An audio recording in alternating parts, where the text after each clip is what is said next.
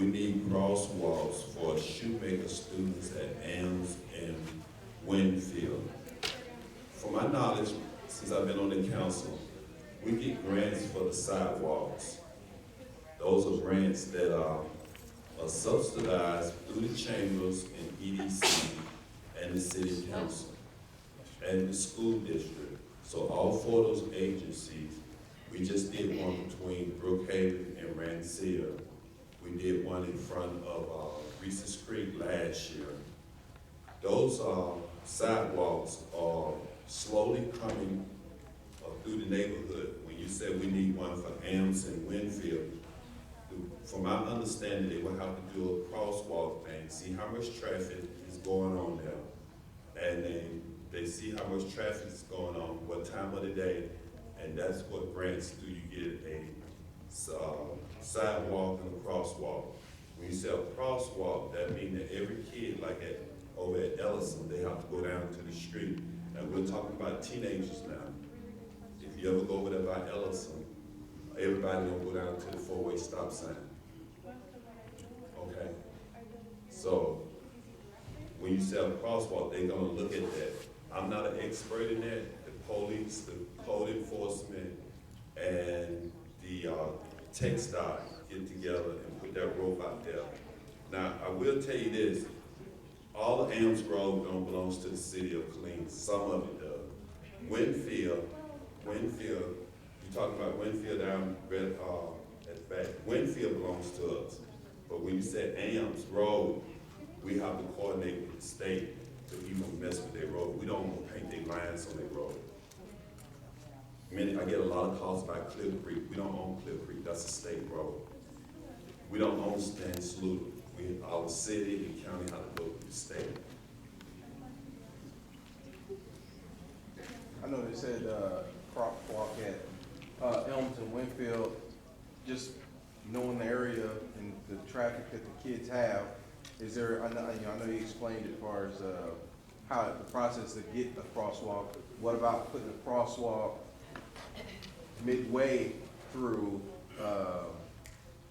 Elms Road, not right about where Shoemaker's little stop sign is, where their football field is? That's where the majority of the kids cross over. That's when you have the issues with, walking in the roadway or impeding traffic, whatever. But if we're able to put a crosswalk somewhere right around in there, and I know they had the new DPS building going across the street. When the DPS building gets there, the traffic on Elms is gonna go even up higher. So I would, I don't know, as a citizen, who will we talk to get that ball rolling? To who we need to talk to? Do we need to talk TechStop and say, hey, we need to consider that because I don't want to work in that. I don't want an accident to happen. The person that in the city will handle that, it'll be, since you're talking about the school district, it'll be our safety officer from the school district and Mr. Tony McElwain from the city, and they will get with the city manager and Dr. Stewart and the four of them, because it's a partnership, because the city won't pay completely for the crosswalk and the school district won't pay completely for the crosswalk. And when you say that, and I'm glad you said that, Officer Moore, they know your police. But I'm glad you said that because when you said we need that, sometimes when we say we need things for our community, we have to be engaged and be lean forward in the saddle. It may cost money. It may cost money because money is limited. Yes, sir, Mr. Wilson. We do have, there is money at the, I don't know if Judge Barrow usually brings over a check for such projects that you may be looking to. It's probably all of the registration fees, every registration fee in the county. They bring extra money for traffic projects for this exact thing. That may be something we do. Okay. Now, in the process, thank you, Mr. Wilson. He was our former councilman for 6 years and then he came back for another session. So he knows a little bit more about this stuff when we started growing south. When it was 95,000, now we're 150,000. People can get with Chief Baldwin, Mr. Baldwin, and get the ball rolling on this. But in the meantime, what I would say as a parent, I would tell our kids to be obedient and go down to the crosswalk at McDonald and obey the rules of the law. Because we are supposed to obey the rules and the law, not cross anywhere in the middle of the street. Decent and in order. Yes, ma'am. Let's be decent and in order. Yes. All right, so when I address that, the main focus where I'm coming from is as a driver, you have those children waiting on the corner, just waiting and waiting and waiting for that traffic to stop. Yes. So that's what I'm saying. You know, yes, they're at the corner, so it's not like they're trying to jaywalk or go and, you know, weave in and out of traffic. So when I addressed it, I was bounce around. So today, I would like to say and get a commitment from you or whoever the panel is to get a date going and let's get it going. Let's get it done. Because as one person, they just like, okay, it's just one conversation, but I want it to be something that's gonna put things into motion. I'm glad you said that. And I'll be willing to be part of that. Municipal government has our city government has 4 council people, 4 districts, and 3 at large. To get anything approved through the city, you have to have 4 votes. You have to have 4 votes. Now, city councilmen are not full-time workers, so what we have to do as a city council, we take this to Mr. Baldwin and Tony McElwain, and they do the legwork. That's what we pay them for. They bring it back to the council, and the council votes on it, get them approved to do it in the community. So They at do this all point, the what do work. you need from us? I'm I saying don't us, need, but I don't I'm need, sure I don't need everybody can anything pay. from you, but this right here, and I give Mr. Tony McElwain, and he'll get the ball rolling. And he'll talk with the district and judge.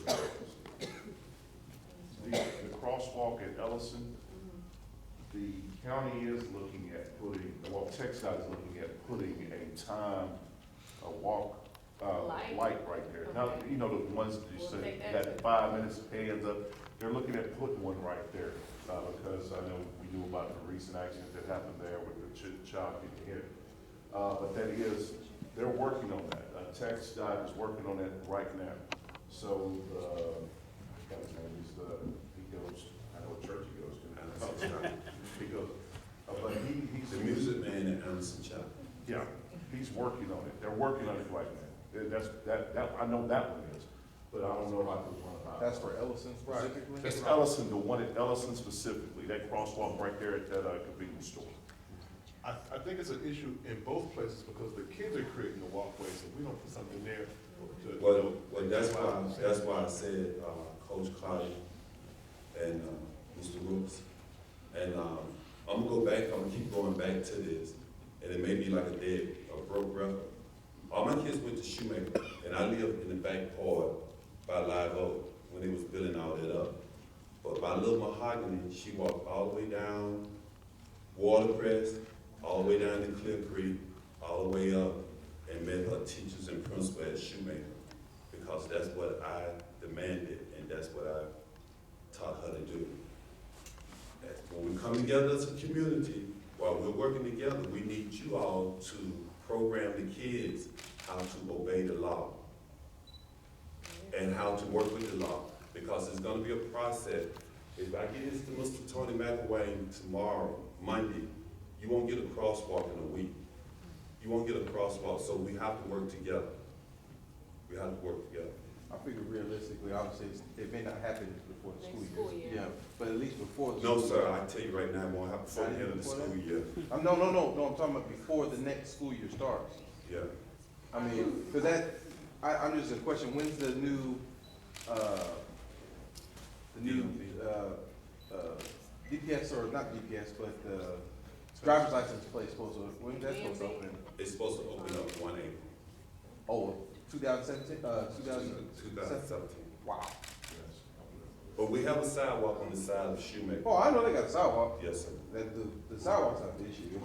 Yeah, it's just them crossing. If they actually had something there, I mean, maybe that's actually. They have a crosswalk when you go all the way down to I Clear know where Creek. all the crosswalks are. Uh-huh. It's just, I understand your point, because you're absolutely correct. It is one of those things, if you demand your student to do that. Your now, child. that's a perfect world situation. That's how it should be. Right. But also, we live in a different world where sometimes parents don't have the control over their students, and sometimes the students can do what they want to do. Now, obviously, we can combat that if we have to,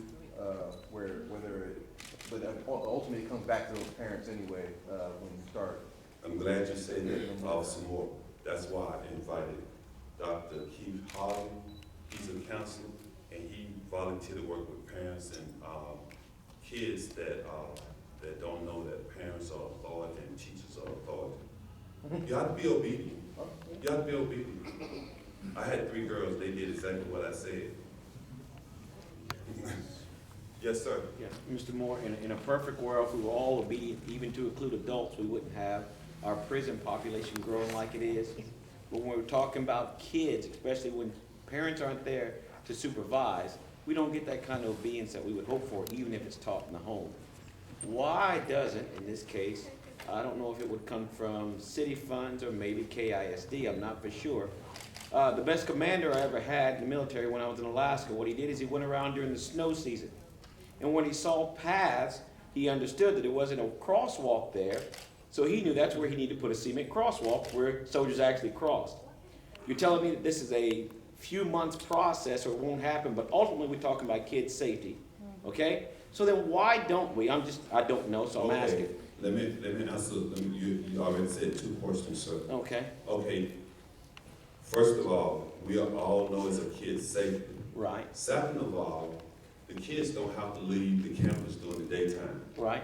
So that's a parental problem, because if you tell your kid not to leave the campus, they don't have to go.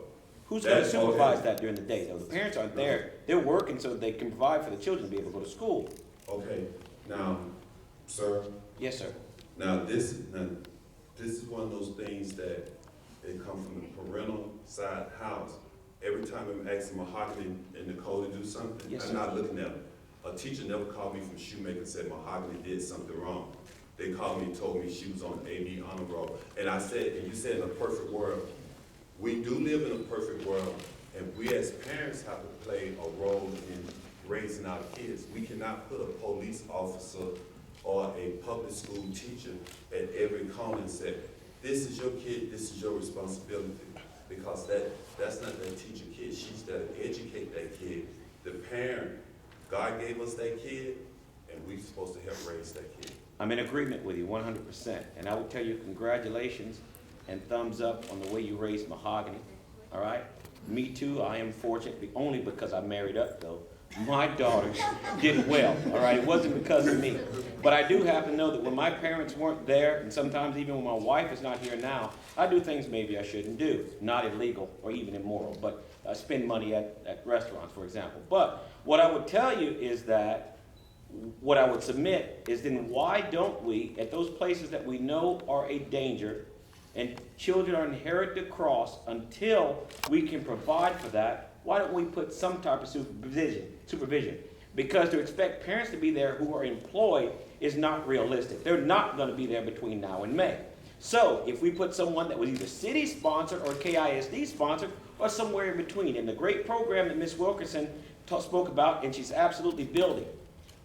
If I had to take a day off of work because I signed up on a list to come stand at that place because of protected children, and my children don't go to Shoemaker, if that was my day for an hour, I would do that. But I think until we get that concrete facility there with the time crossing that protects children, which is our #1 asset, then we can put a stopgap in there into that point. And we're only talking about to May to this point, because then we're talking about summer and children would be there.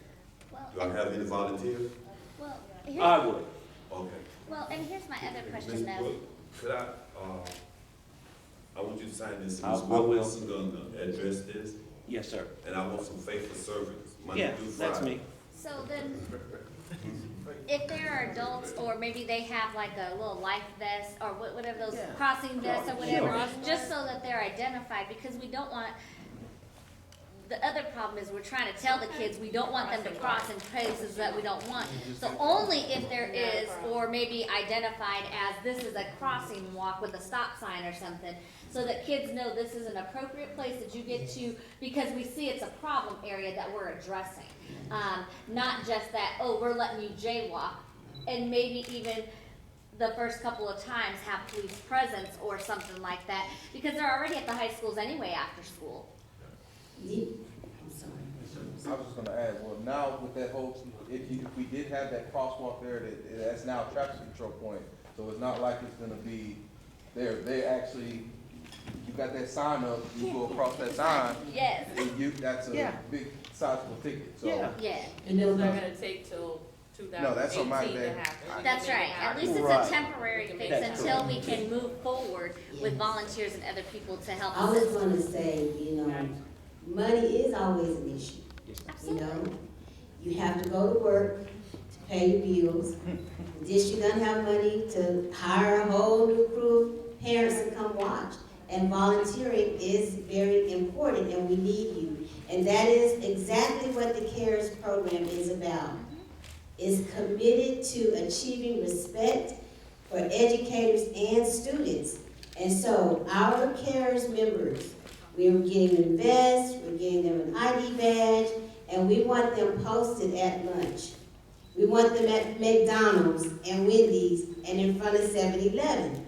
And we have gone out there a couple of times, and I'm going to tell you, just our presence alone, even Mr. Wilkerson was at Wendy's, just saying, how you doing? Eat your lunch, sit down, because the teacher can't be over there. That That's teacher's right. on campus.